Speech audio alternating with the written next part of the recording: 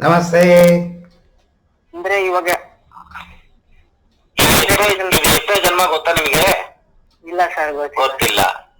ಇದು 10ನೇ ಜನ್ಮವೋ 100ನೇ ಜನ್ಮವೋ ಎಷ್ಟು ಜನ್ಮ ಅಂತಾನೆ ಗೊತ್ತಿಲ್ಲ. ಅಷ್ಟು ಜನ್ಮದಲ್ಲಿ ನೀವು ಏನೇನ್ ಮಾಡಿದ್ದೀರಾ, ಒಳ್ಳೆ ಕೆಲಸ ಕೆಟ್ಟ ಕೆಲಸ ಆಸೆಗಳು ಅದಷ್ಟುವೇ ನಿಮ್ಮ ತಲೆ ಒಳಗಡೆ ಇದೆ. ಪೇಜು 2 ಪೇಜು 3 ಪೇಜ್ ಅಲ್ಲ. ಒಂದು ವ್ಯಕ್ತಿ 80 ವರ್ಷ ಬದುಕಿದ್ರೆ 8 ಜನ್ಮದಲ್ಲಿ 80 ವರ್ಷ ಇಂಟು 8 ಎಷ್ಟಾಯ್ತು?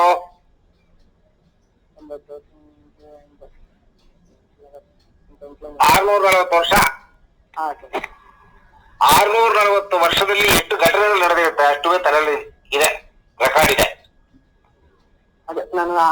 ತಲೆಯಲ್ಲಿ 640 ವರ್ಷದ ರೆಕಾರ್ಡ್ಗಳು ಒಳಗಡೆ ಸ್ಟೋರ್ ಆಗಿರೋ ಪಕ್ಷದಲ್ಲಿ ಇನ್ನೂ ಬೇಕಾದ್ರೆ 100 ಜನ್ಮ ನೀವು ತೆಗೆಯೋದಾದ್ರೂ ಅದನ್ನ ಒಳಗಡೆ ಇಟ್ಕೊಳ್ಳೋದಕ್ಕೆ ತಲೆಯಲ್ಲಿ ಜಾಗ ಇದೆ. ಅದು ಯಾವ ತರ ಸ್ಟೋರ್ ಆಗುತ್ತೆ ಅಂತ ನಾನು ಕೇಳ್ತೀರಾ ಸರ್? ಯಾವ ತರ ಸ್ಟೋರ್ ಆಗುತ್ತೆ ಅಂದ್ರೆ ಎಮೋಷನ್, ಒಳ್ಳೇದು ಮತ್ತೆ ಕೆಟ್ಟದ್ದು ಯಾವ್ದೇ ನಡೆಯ ಘಟನೆಗಳು ತಲೆ ಒಳಗಡೆ ಕೂತ್ಕೊಳ್ಳೋದು. ಇವಾಗ ಪೇಜ್ ಅಲ್ಲಿ ನಾವು ಬರೀತಿದ್ರೆ ಪೇಜ್ ಅಲ್ಲಿ ನಮಗೆ ಕಾಣಿಸುತ್ತೆ, ಎಲ್ಲ ಇಮೇಜಸ್ ಆಗಿ ಸ್ಟೋರ್ ಆಗುತ್ತೆ. ತಲೆ ಇವಾಗ ಟೆಕ್ಸ್ಟ್ಗಳಾಗಿ ತಗೊಳ್ಳೋದಿಲ್ಲ, ಇಮೇಜು ಫೋಟೋ. ಹೇಗೆ ನಿಮ್ಮ ಅಮ್ಮನ ಫೋಟೋ, ನಿಮ್ ಫೋಟೋ, ನನ್ ಫೋಟೋ ಇದೆ, ಆ ರೀತಿ ನೀವೇನು ಬರೀತೀರಾ ಬರವಣಿಗೆಗಳು ಟೆಕ್ಸ್ಟ್ಗಳು ಅಷ್ಟು ಇಮೇಜ್ ಆಗಿ ಸ್ಟೋರ್ ಆಗುತ್ತೆ. ಹೌದು. ಅದು ನಾವು ಕಂಪ್ಯೂಟರ್ ಅಲ್ಲಿ ಬೈಟ್ ಇಷ್ಟು ಬೈಟ್ ಅಂತ ಇರುತ್ತೆ. ಮನಸ್ಸನ್ನ ನೀವು ನೋಡಕ್ಕಾಗತ್ಯಾ? ಇಲ್ಲ ಸರ್, ಫೀಲ್ ಮಾಡ್ಕೋಬಹುದು. ಮನಸ್ಸನ್ನ ನೋಡಕ್ಕಾಗದೇ ಇರುವಾಗ ಅದು ಹೆಂಗ್ ಸ್ಟೋರ್ ಮಾಡುತ್ತೆ ಅಂತ ಹೆಂಗ್ ಕಂಡಿಡಿಯೋದು? ಅದೇ ಬೇಕಾಗಿರುತ್ತೆ ಸರ್. ನಾನು ಆ ಕ್ವಶನ್ ಕೇಳ್ಬೇಕಂತ. ಅದೇ ಉತ್ತರವೇ ಅದೇ ತಾನೆ. ಮನಸ್ಸಿಗೆ ಕಣ್ಣು ಕಾಣೋದಿಲ್ಲ, ಅದು ಹೇಗ್ ಸ್ಟೋರ್ ಆಗುತ್ತೆ ಅಂತ ಹೆಂಗ್ ಕಂಡುಹಿಡಿತೀರಾ? ಕಂಪ್ಯೂಟರ್ ಅಲ್ಲಿ ನಮ್ಗೆ ಡೇಟಾಗಳು ಒಳಗಡೆ ಇನ್ಫಾರ್ಮೇಶನ್ ಡೇಟಾಗಳು ಇಷ್ಟು ಬೈಟ್ಗಳು ಹಿಡ್ಕೊಳ್ಳುತ್ತೆ ಅಂತ ಗೊತ್ತಾಗತ್ತೆ.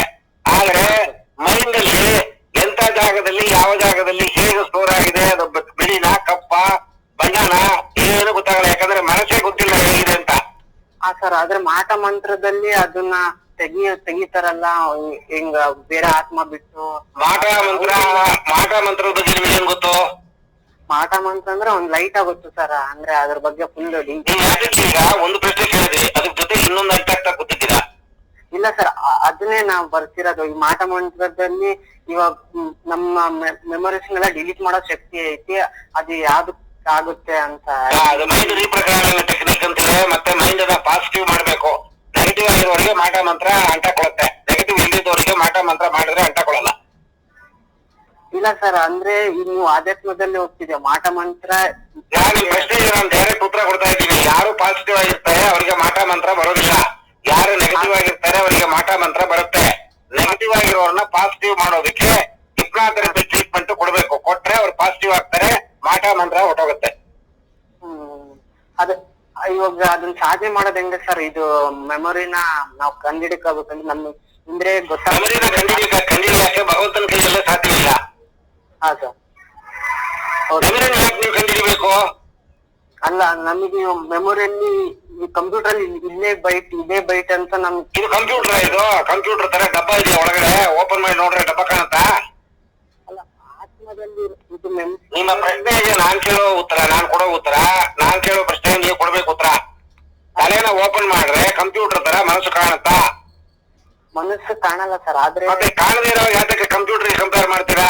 ಕಂಪ್ಯೂಟರ್ ತರ ಮೆಮರಿಯನ್ನ ತಗೊಳುತ್ತೆ ಹೊರತು ಮನಸ್ಸು ಹೇಗಿದೆ, ಎಲ್ಲಿದೆ, ಯಾವ ತರ ಕೆಲಸ ಮಾಡುತ್ತೆ ಯಾರಿಗೂ ಗೊತ್ತಿಲ್ಲ. ಗೊತ್ತಿಲ್ಲದೆ ಇರೋ ವಿಚಾರವನ್ನು ಯಾಕೆ ಕಂಡುಹಿಡಿಯಕ್ ಹೋಗ್ತೀರಾ? ಅದು ಕಂಡುಹಿಡಿದು ಏನ್ ಮಾಡ್ತೀರಾ ನೀವು? ಅಲ್ಲ, ಸಿಗ್ನಲ್ ಅದನ್ನ ಕಂಡುಹಿಡಿದು ನೀವ್ ಏನ್ ಮಾಡ್ತೀರಾ? ಐನ್ಸ್ಟೀನ್ ಆಗ್ಬೇಕಾ ನೀವು?